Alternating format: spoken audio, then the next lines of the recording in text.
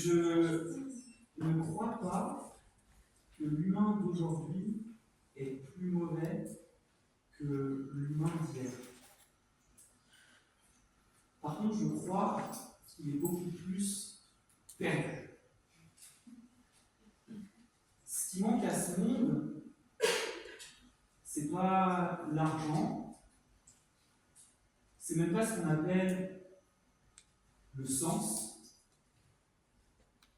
Ce qui manque à ce monde, c'est la gaieté et la lumière dans la rivière des yeux des enfants.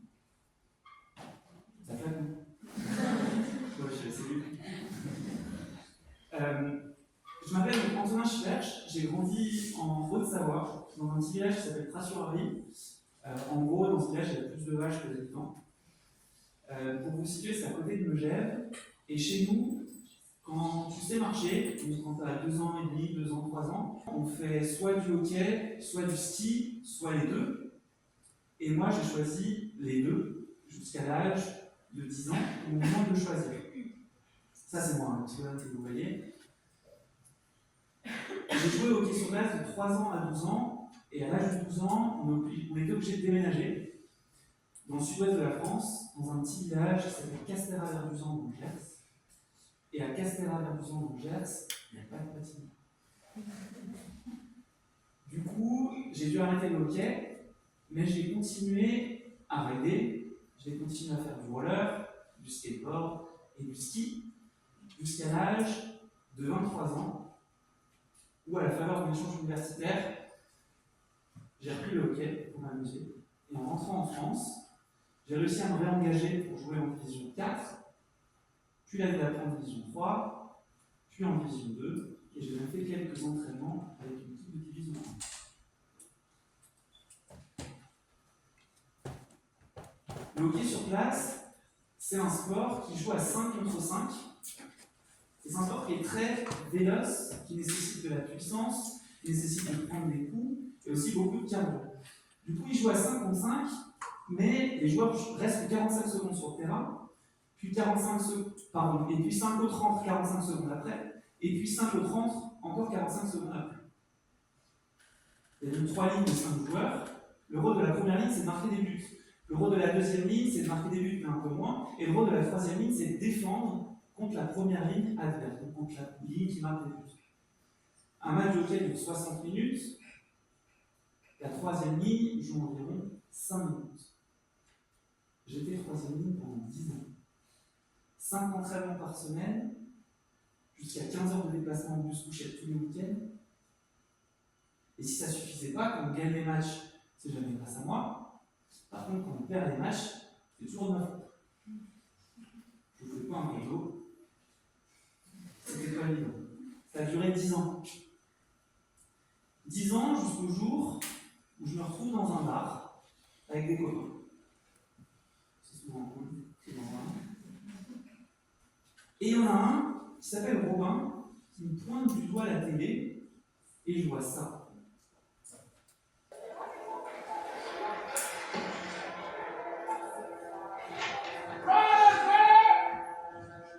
Ice Cross to me is controlled chaos on ice, and there's nothing like it.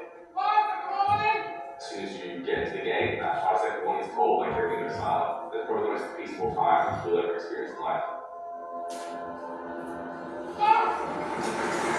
There's nobody but anything out there, you know. It's cool out there.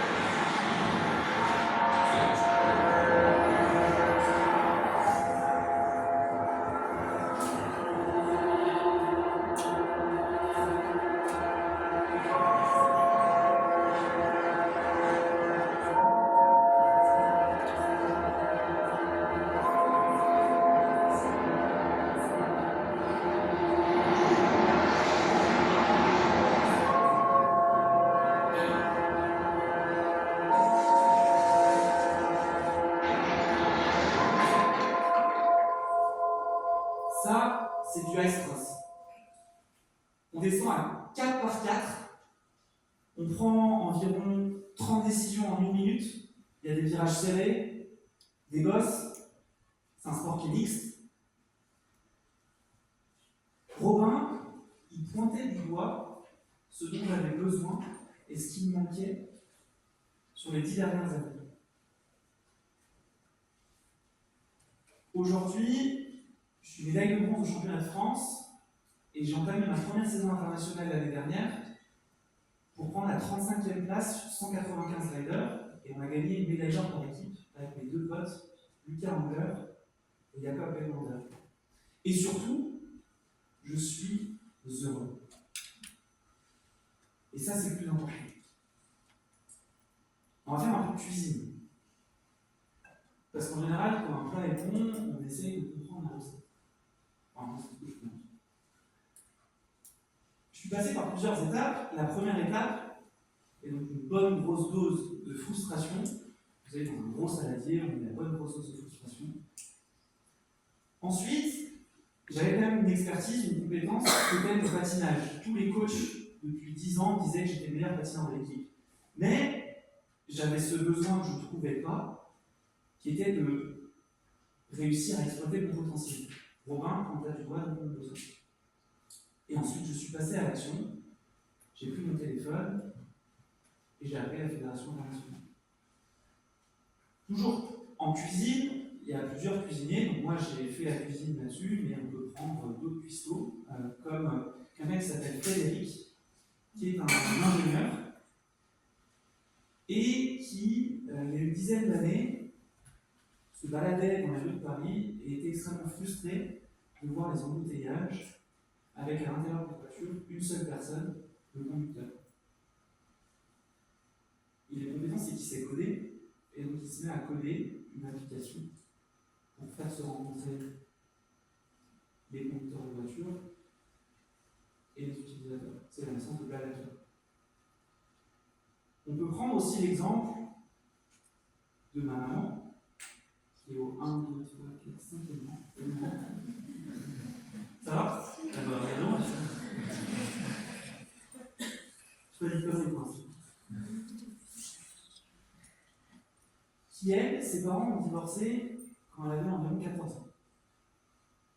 Je pense que c'était une des plus grosses frustrations de la première partie de sa vie. Ce qu'elle a donc cherché à faire, c'est de pas reproduire la même chose avec ses enfants. Et donc elle s'est mariée avec mon papa. Et ça fait 33 ans qu'ils sont mariés, vous les appelez.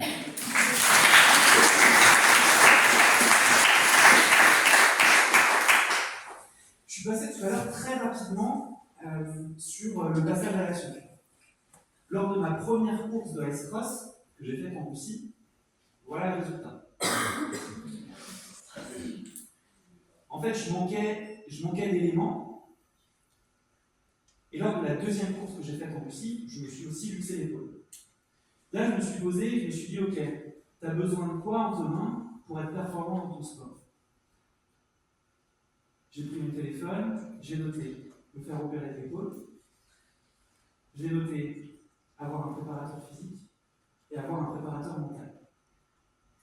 J'engage donc ces 3 personnes, et en prépa mentale, la première chose que je reçois de ce prépa mental, c'est des tonnes de documents avec des tonnes de questions pour moi. Et donc là, en répondant à ces questions, je me redécouvre, je me retrouve. Je pense que tout passage à l'action, toute prise d'initiative nécessite 2 choses essentielles. La première chose, c'est la chance. Alors là, il y a 2 écoles. Il y a des gens qui disent que tout est tracé d'avance, qu'il faut croire en son destin, et que advienne ce que pourra. Moi, je ne fais pas partie de ces gens-là. Je fais partie des gens qui croient qu'on peut maximiser sa chance. Il y a une chose que j'appelle des catalyseurs, qui sont au nombre de 2 chez moi. La première chose, c'est mon environnement. J'ai décidé de choisir mon environnement. Choisir mon environnement, c'est dire 3 choses. La première chose, c'est savoir dire non. La deuxième chose, c'est savoir accueillir. Et la troisième chose, c'est savoir laisser partir. Pour bien choisir son environnement, il m'est nécessaire de me comprendre, de savoir qui je suis, mais aussi de savoir qui sont les autres. Et c'est pour ça qu'on a distribué une petite feuille à l'entrée avec un stylo. Je vous invite à la mettre en mode paysage. Pareil pour ceux qui nous regardent en ligne. Vous pouvez faire l'exercice chez vous. En haut à gauche de cette feuille, je vous invite à faire un carré. On va y écrire dedans après. Au-dessus, mettez force. À l'intérieur de ce carré, on veut indiquer sa force. Je vais faire la même exercice. Ma force, c'est l'intuition. Si on ne trouve pas sa force tout de suite, c'est pas grave, on va y arriver par la suite. Ensuite, je vous invite à faire une flèche de ce carré vers la droite et d'y marquer excès au-dessus. Vous faites un petit carré au bout de cette flèche. Pour ceux qui ont trouvé leur force, à l'intérieur de ce carré, on va indiquer la réponse à la question suivante. Que se passe-t-il quand je fais ma force en excès? Pour moi, par exemple, quand j'excède dans l'intuition, je deviens suffisant. Autant. Pour ceux qui n'ont pas trouvé leur force, je vous invite à inscrire ici, dans ce carré, votre faiblesse. Ensuite, faites une flèche qui part vers le bas, marquez-y opposé à côté. L'opposé de la suffisance, pour moi, c'est l'humilité. Ceci, messieurs, dames, est votre challenge. Une fois qu'on a trouvé son challenge, on refait une flèche vers la gauche en indiquant excès en dessous. Pour y faire un dernier carré, et la question à se poser pour inscrire quelque chose dans ce carré, c'est que se passe-t-il quand j'effectue mon challenge en excès? Pour ma part, je tombe dans le doute.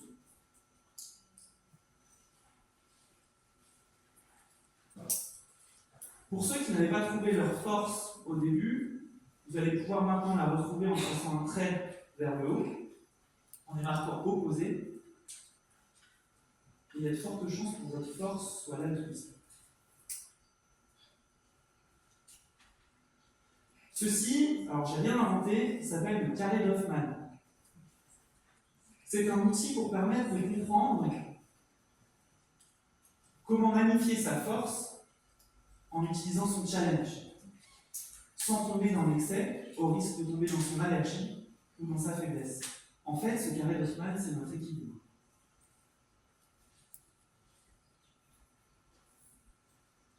Maintenant qu'on a les outils pour passer à l'action, je vous indique ce qui m'est arrivé moi quand je suis passé à l'action. Et ce qui arrive souvent quand on passe à l'action, en fait, on a contre soi tous les gens qui auraient voulu le faire, tous les gens qui n'ont pas eu l'idée, tous les gens qui auraient voulu le faire avant, tous les gens qui auraient voulu le faire après, et surtout, et ça c'est ce que j'aime le moins, tous les gens qui n'ont pas eu le courage de le faire. Par contre, on trouve sur sa route des gens merveilleux, des gens dont on n'avait même pas connaissance de l'existence.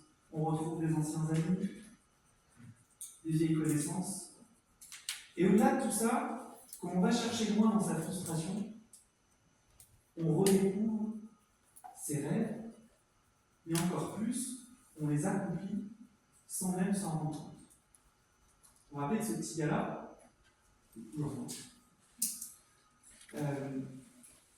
À Prassurari, ou dans les villages de montagne, on adore mettre les sportifs à l'entrée des villages, à la sortie des villages, sur ces grands kakémonos, qui servent à inspirer les gens, mais aussi à inspirer les enfants.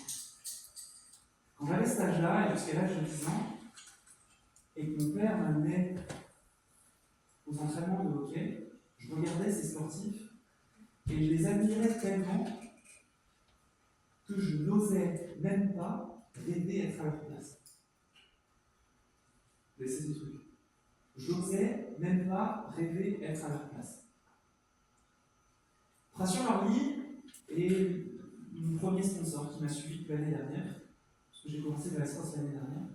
Et aujourd'hui, je suis là-haut. Mon rôle, maintenant, est d'inspirer les enfants. Je suis parrain d'une école qui est incroyable, qui s'appelle Mon École Extraordinaire, et qui accueille des enfants qui sont en phobie scolaire. C'est des enfants qui arrivent écorchés vifs. Des enfants qui sont autistes, dyslexiques, dysphasiques, et qui ont des troubles d'attention. Je vais les voir toutes les 2 semaines, et j'ai rencontré Valentino. Valentino, qui connaît tous les crustacés sur le bout des ongles. Il n'a jamais eu des pieds dans l'eau. Il n'a jamais été à l'océan, et il a même peur de l'eau. J'ai rencontré Elliot, qui a construit un dinosaure en papier mâché de 2 mètres de long. J'ai rencontré Sacha, qui a 12 ans et qui pourrait craquer et hacker 95% des sociétés françaises. Tout ça pour vous dire que quand on va chercher une frustration, on redécouvre ses rêves, on accomplit ses rêves, mais en plus de ça, on fait rêver les autres.